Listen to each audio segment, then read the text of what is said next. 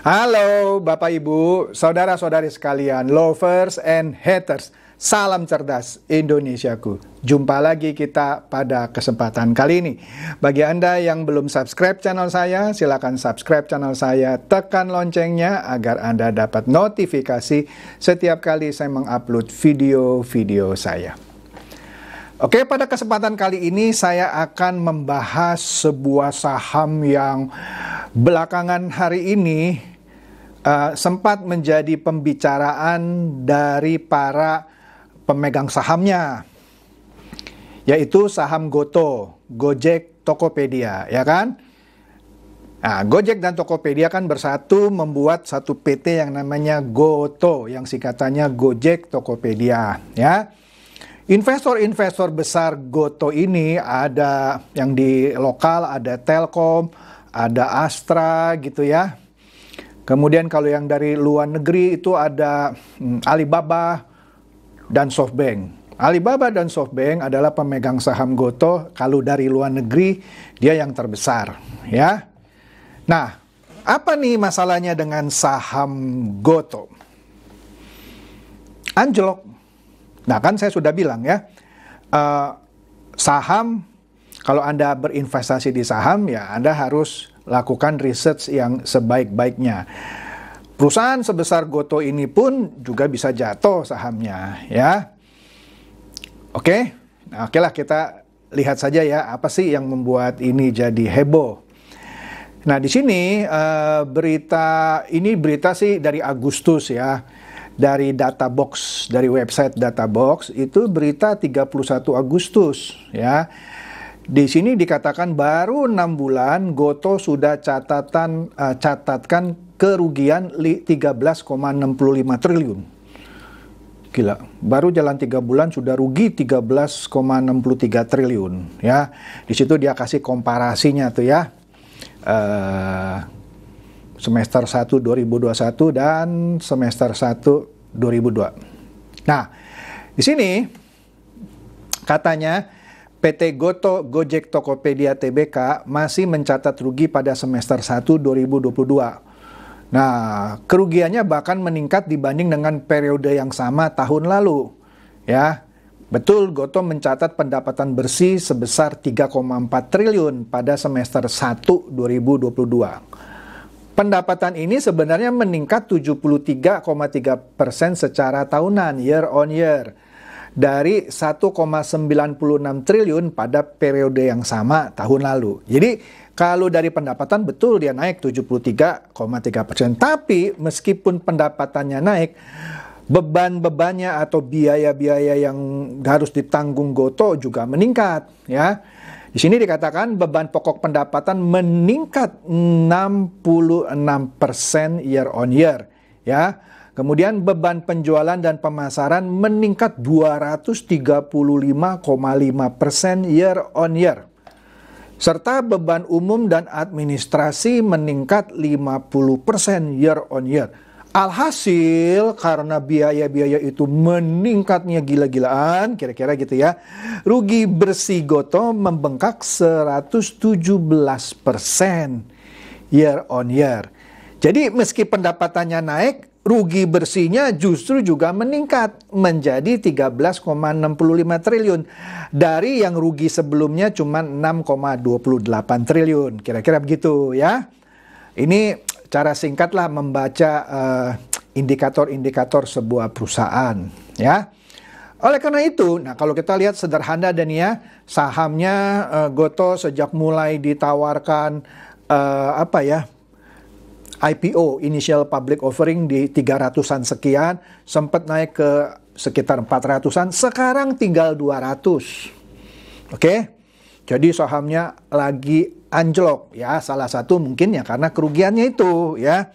Biasalah kalau perusahaan merugi, sahamnya juga anjlok, itu umum.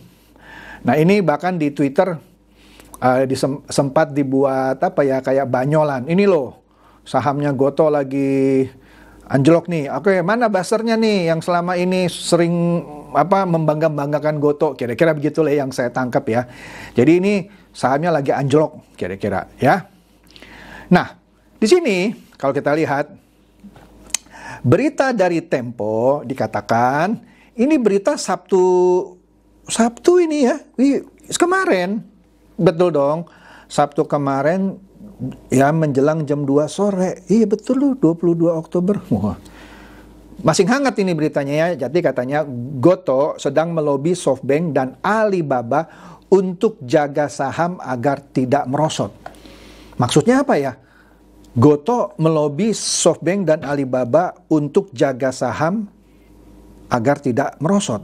Nah, kita tahu SoftBank dan Alibaba dua investor terbesar dari Gotoh gitu ya. Dia sedang melobi nih, bagaimana supaya sahamnya tidak merosot. Nah, kita lihat nih, lobinya apa sih gitu ya.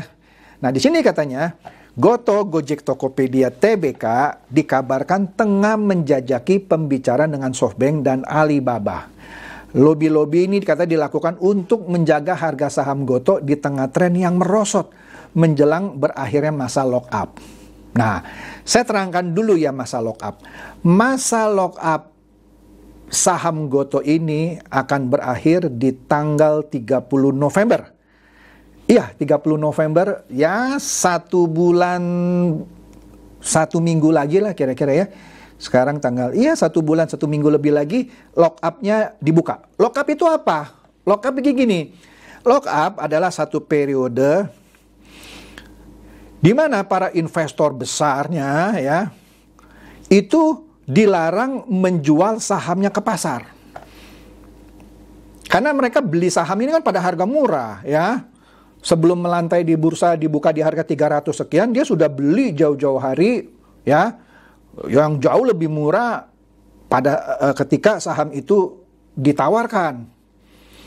Jadi meskipun sekarang lagi merosot 200, dia beli mungkin dulunya, saya nggak tahu berapa, masih di bawah 200, misal. Dia beli waktu itu selembarnya 100 rupiah. Kita nggak tahu. Nah, kalaupun nanti menjelang 30 November harganya merosot lagi jadi misalnya 175, misal ya. Dia masih untung 75, ini misal ya harganya ya. Kalau dia jual miliaran lembar itu ya, waduh untungnya berapa? Nah, kalau dia lepas sahamnya yang banyak itu, maka harga saham Gotoh akan lebih anjlok.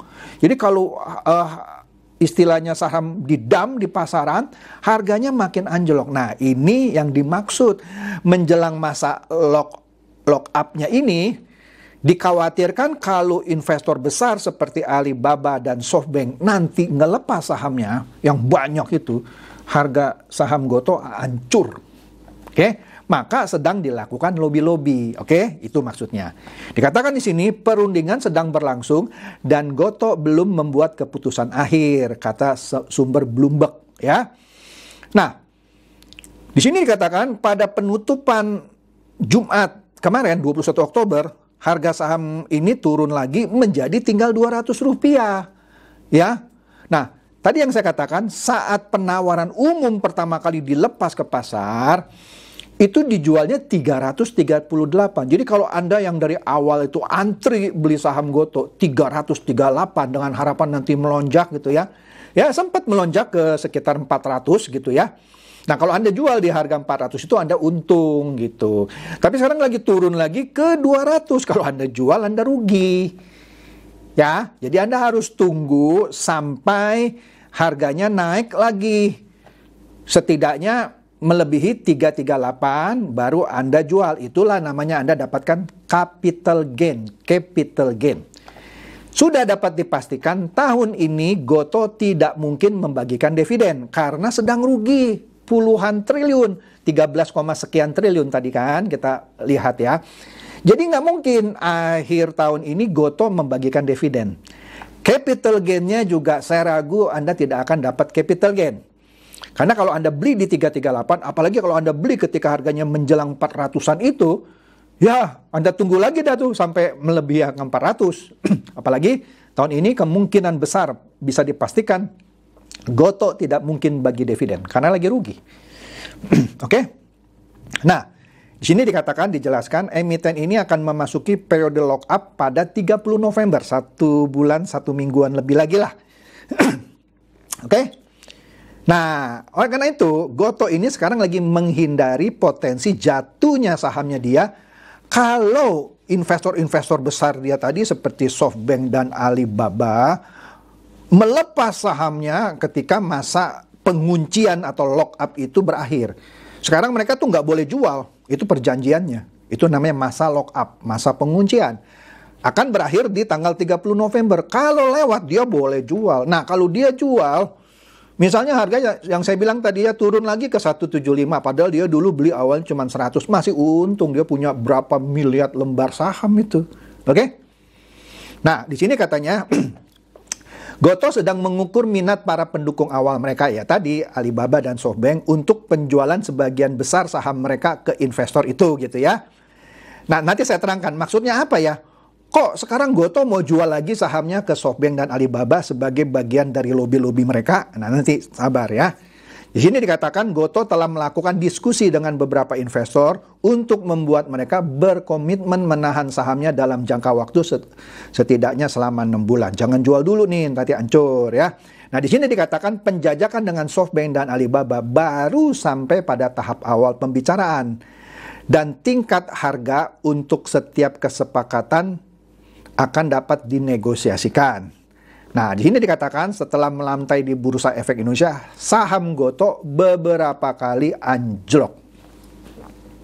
Nah, di sini ya, kita lihat nih ya, lobby-lobbynya antara lain Gotoh disebut mau jual saham sebesar 15,5 triliun. Ya, oleh karena itu dia tadi lobby itu yang namanya Alibaba dan SoftBank dan sedang didekati. Ini berita juga baru ini ya, 20 Oktober ya. Nah, di sini dia sedang seperti melobi gini deh, udahlah kamu jangan jual saham kamu nanti di akhir November. Nah, kalau kamu jual nanti saham kita anjlok nih. Udahlah, supaya ini aku kasih pemanis nih ya gitu ya. Nah, dia mau jual ya.